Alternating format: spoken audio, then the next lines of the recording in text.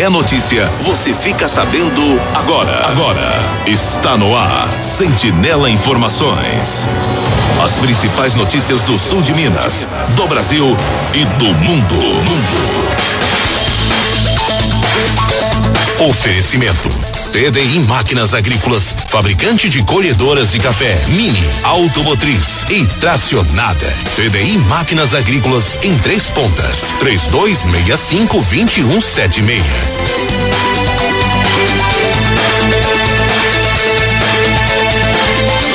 Bom dia, estamos iniciando mais uma edição do Sentinela Informações. Hoje, quarta-feira, né? Dia 30 de novembro, 334 dias já se passaram do ano 2022, faltando só 31 dias para terminar o ano.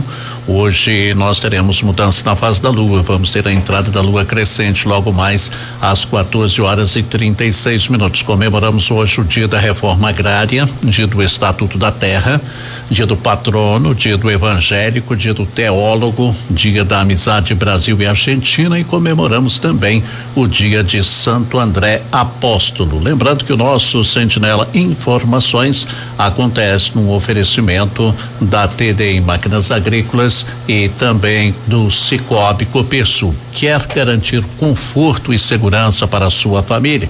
Com o seguro Cicobi Copersul, você ganha qualidade de vida e evita dores de cabeça quando o assunto é o seu patrimônio. Por isso, dê uma passadinha na agência Copersul mais próxima e tire todas as suas dúvidas para a contratação do seguro mais adequado para você. Afinal, o Cicobi Copersul está aqui para valorizar o que é seu.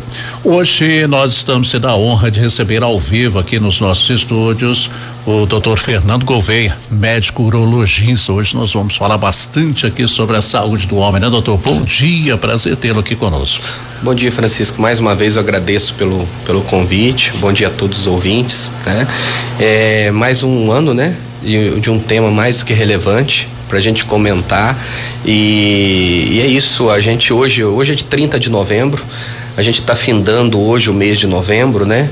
Mas na realidade Novembro Azul é um alerta que tem que perdurar durante o ano inteiro. 360 dias. O Novembro Azul são 365 dias.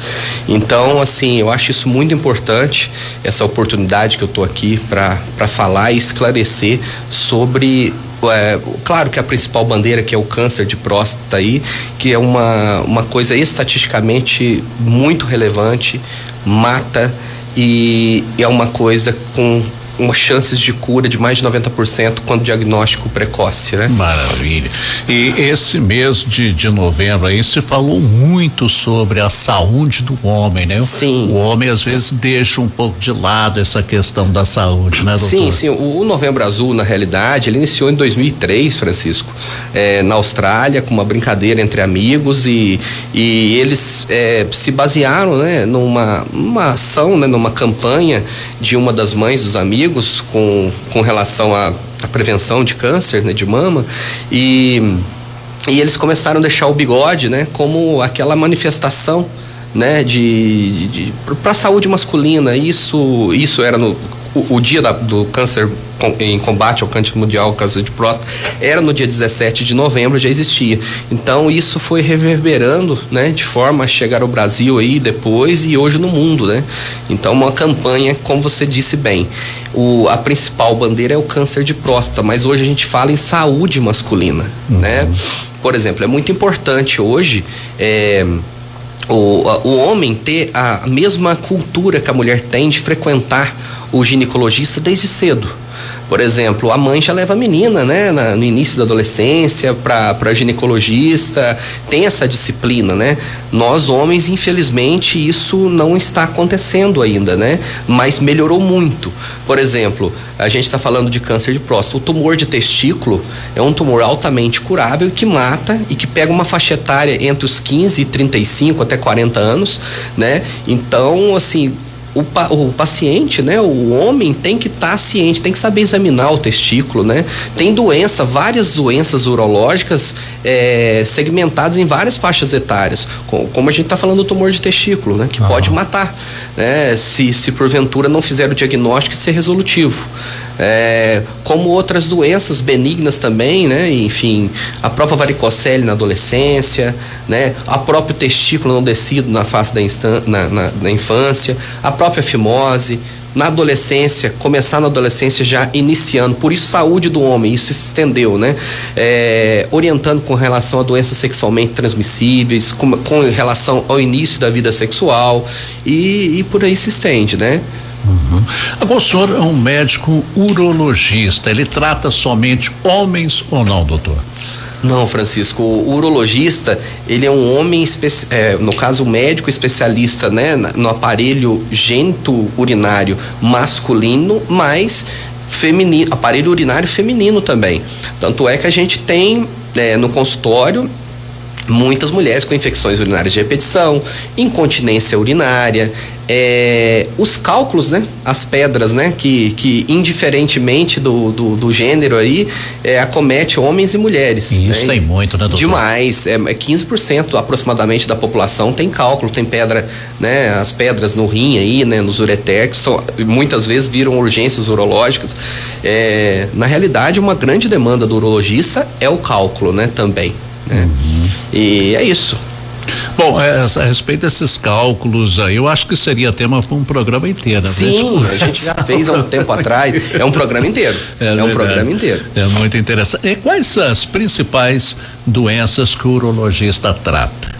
As principais doenças que o urologista trata a urologia é uma especialidade muito grande. Então vamos falar em uro-oncologia, por exemplo. Vamos fazer uma segmentação. Câncer de próstata, que é exclusivamente do homem, óbvio, né? Câncer de rim, que dá em homem e mulher. Câncer de bexiga, que dá em homem e mulher, né? Pensando a parte uro-oncológica. Uhum. Não falando tumores mais específicos, que é da adrenal também, que dá em homem e mulher também, né? Essas são as principais doenças uro-oncológicas. As doenças benignas, entre aspas, são os cálculos, as infecções urinárias na mulher de repetição, as incontinências urinárias, né? Na própria adolescente, talvez trazer a própria varicocele aí, né? E tem também, o urologista faz a parte, né? De planejamento familiar, as próprias vasectomias, né? O urologista realiza as vasectomias, né? Para planejamento familiar, né? As fimoses também na criança pode ocorrer em adulto, pacientes diabéticos fazem inflamações recorrentes que tem que ser operados também. Eu acho que, falando de forma bem genérica, que é muita coisa, é mais ou menos por aí. É uma área bastante ampla. É muito ampla. Tanto é que tem subespecialidades, né? Uhum. Qual que é a diferença entre um médico urologista e um médico nefrologista? Isso. São especialidades diferentes que podem se complementar, né? Eu sempre comparo o seguinte, né? A gente tem o cardiologista, que é o clínico, uhum, né? E temos o cirurgião cardiovascular, né? O cirurgião cardíaco. Então, por exemplo, o cardiologista, ele vai fazer a parte clínica, manusear os remédios para pressão, os antipertensivos e por aí vai, né? O cirurgião cardiovascular pode fazer essa parte clínica também, manusear essas medicações, mas além disso operar. Então, assim, o urologista, na realidade, ele cuida da parte mais mecânica. Por exemplo, um cálculo obstruiu o trato urinário, ele vai lá, opera e quebra, né? Então, ele cuida do rim, dos cânceres, da parte oncológica, é o urologista. O nefrologista, ele é o colega que ele vai cuidar da parte da diálise, do rim que não funciona mais. Pensando dessa forma, né? É um rim que já não funciona mais, que precisa de aportes, a parte funcional do rim, né? Então ele complementa dessa forma. Ele certo. É uma especialidade clínica. Poderíamos dizer que é uma especialidade que completa a outra, né? Completa a outra, justamente. Um paciente que já está em falência renal, e o nefrologista vai dar seguimento. O urologista pode evitar isso em situações obstrutivas, por exemplo, como o cálculo, a pedra que a gente comentou. Tá certo. Mas vamos falar a respeito da próstata, que é um assunto bastante amplo também, tem muita coisa pra gente falar sobre ela aqui, doutor. O que é a próstata e onde ela está localizada? A próstata, ela é uma glândula do sistema reprodutor masculino, ela está localizada logo abaixo da bexiga e à frente do intestino reto. Por isso, o toque retal consegue tocar e palpar a próstata, Uhum. né? Ela produz fluidos que protege, né? E que nutre os espermatozoides. Essa glândula, ela é atravessada pela uretra, que é o canal da urina que sai no pênis lá, né? Aquele canudinho onde sai a urina que liga a bexiga até a ponta do pênis. Uhum. A próstata, ela tá logo abaixo da bexiga, ela abraça essa uretra, esse caninho, né? Por isso que quando tem alguma alteração na próstata, a gente tem os sintomas obstrutivos urinários, né? Uma próstata aumentada, por exemplo, né? Uma próstata pétrea em caso de sintomas avançados de câncer de próstata, uma prostatite, uma inflamação da próstata, né? Ela vai alterar o calibre por onde ela passa, que o caninho passa por dentro dela, ela vai diminuir esse calibre e isso vai dar os sintomas de esvaziamento e de vários outros sintomas. E a próstata tem várias doenças ou somente o câncer? Ou todas elas podem evoluir para um câncer? Como que funciona isso? Basicamente, Francisco, a próstata é acometida pelo câncer, né? 3 tipos de doença.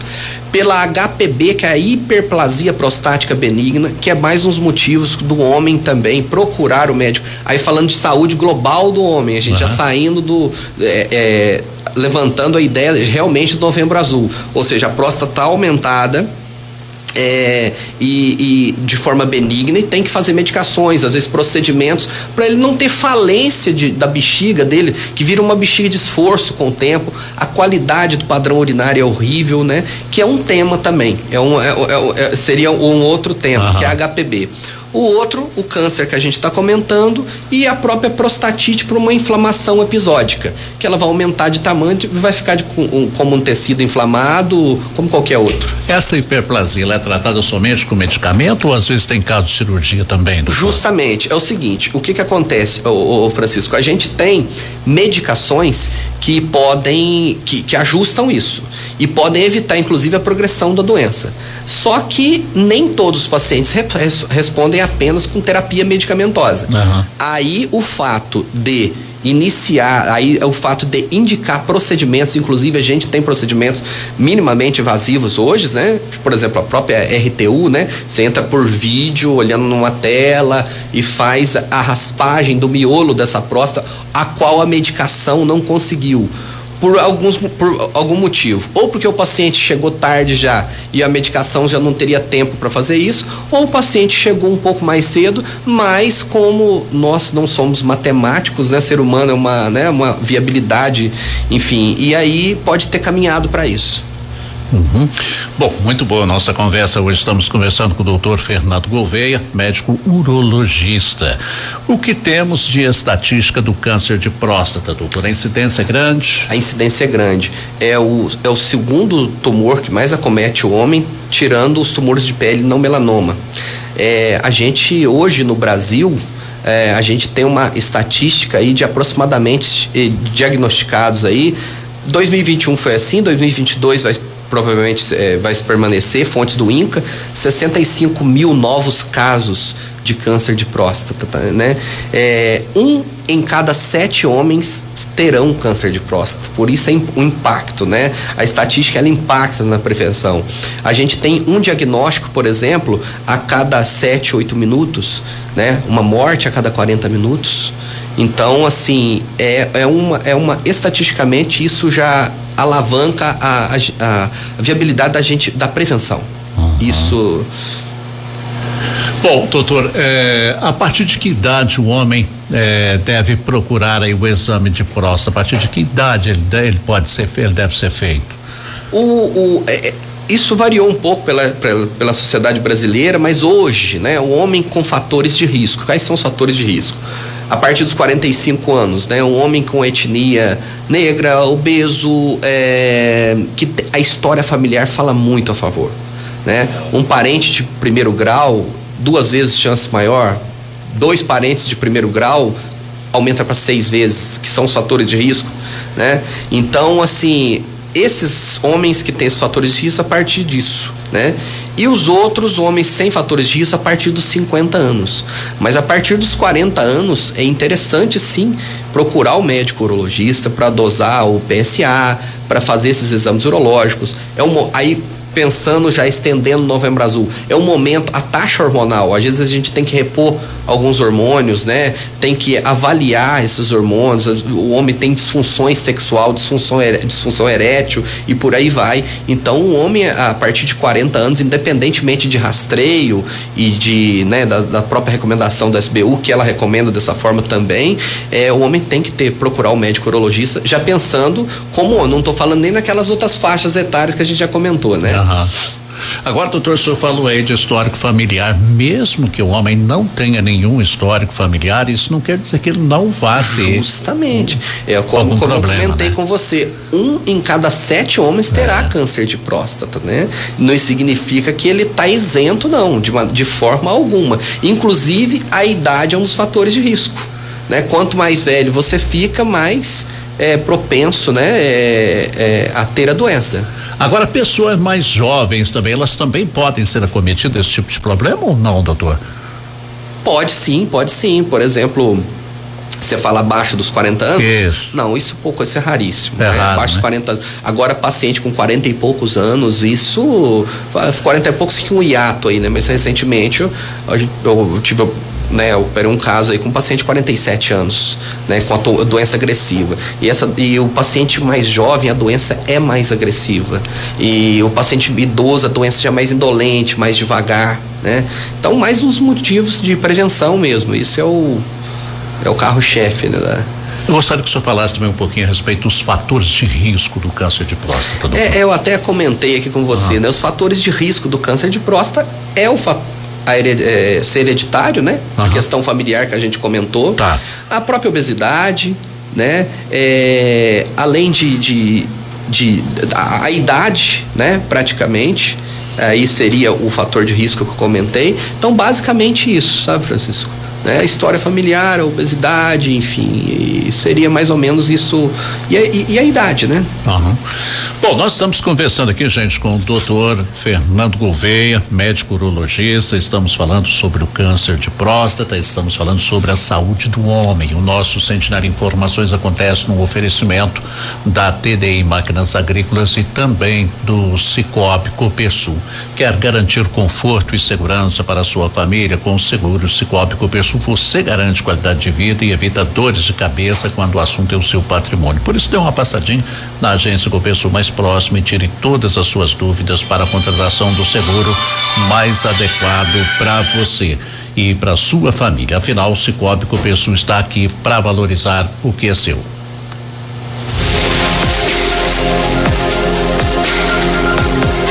Sentinela Informações, a notícia apresentada com isenção e credibilidade.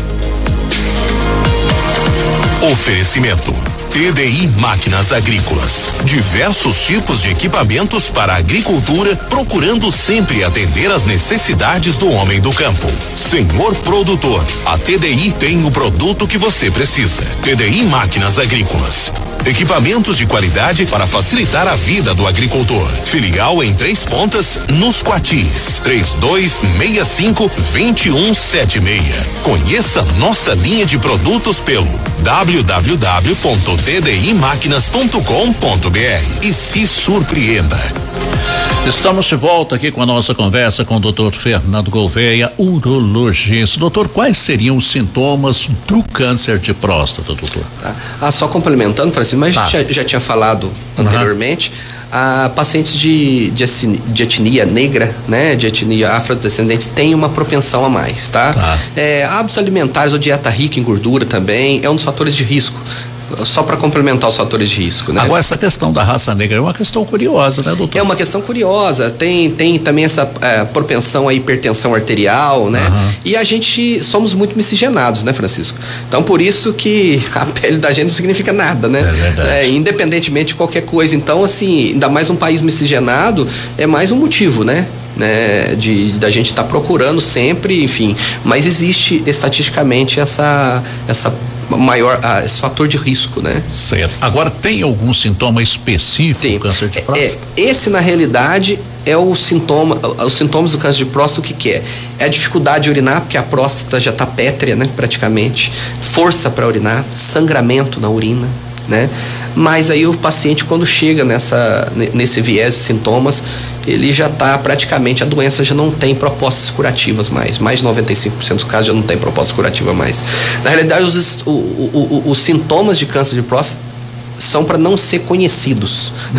Essa é a grande realidade, né? Então é a prevenção, porque quando chega dores ósseas, né? Ou seja, tem metástase óssea e por aí vai, né? Agora, tem caso da prótese ser retirada também, doutor? Sim, com certeza. As modalidades de tratamento, né? Então, vamos comentar aqui das modalidades de tratamento, né? Assim, a prostatectomia radical, né? É uma forma de tratamento, né? Quais seriam as formas de tratamento? Hoje a gente tem a vigilância, a gente já aborda esse tema. A gente tem a vigilância ativa. Vigilância ativa é uma forma de tratamento? Mas é muito, assim, o paciente tem que fazer talvez biópsias anuais, o paciente sabe que está com câncer, sabe que está indo lá só para ver se o câncer não está avançando. Isso a gente está falando de câncer bem iniciais, bem indolentes, que podem ficar ali ele ficar indolente, parado ali por anos. Ok. Outra opção, o paciente, não quero vigilância ativa e se tratar. Outra modalidade seria a cirurgia. A cirurgia tem a forma menos invasiva, né? Que por laparoscopia, por cirurgia robótica, e a forma aberta tradicional, que é realizada até hoje, enfim, eu estou no centro oncológico hoje, lá no Bom Pastor em Varginha, a gente opera isso semanalmente, né? A gente faz a retirada da próstata, das vesículas seminais, né? E dos ductos deferentes. Tipo, é uma prostatomia radical, com inclusive retirada das vesículas. É uma forma de tratamento, né? E a radioterapia seria uma proposta. Paciente muito idoso. Então, assim, aí tem vários viés de partilhar quais seriam as indicações de cada um. Tem os bloqueios hormonais também, que complementam talvez a radioterapia em conjunto. Então, aí, assim, para evitar muita coisa técnica, seria mais ou menos essas modalidades de tratamento. Por isso, e tem cura. Se o câncer está no início, a cirurgia é curativa. A própria radioterapia também, num primeiro momento, ela pode ser curativa. O problema da radioterapia é que uma vez se iniciou com ela, o passo de volta é difícil. Fazer depois uma cirurgia, se o câncer... Agora, fazendo a cirurgia, se o paciente tiver uma recidiva de tumor, a radioterapia pode queimar, entre aspas, aquele restinho de tumor que está ali. Tá certo. Agora, a pessoa, suponhamos, retirou então a próstata. Ok. Influencia em alguma coisa no funcionamento do organismo? Influencia. Quais são as complicações da cirurgia?